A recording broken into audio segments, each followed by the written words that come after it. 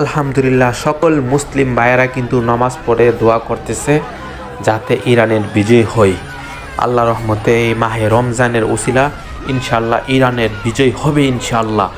সকলেই ইরানের জন্য দোয়া করতেছে, সকলেই খাস করে দোয়া করবেন। এখন মাহে রমজান চলতেছে, আল্লাহ তাআলার প্রিয় মাস। সকলেই দোয়া করলে ইনশাআল্লাহ আল্লাহ তাআলা দোয়া কখনো ফিরিয়ে দিবে না। ইনশাআল্লাহ দোয়া আল্লাহ তাআলা কবুল করবে।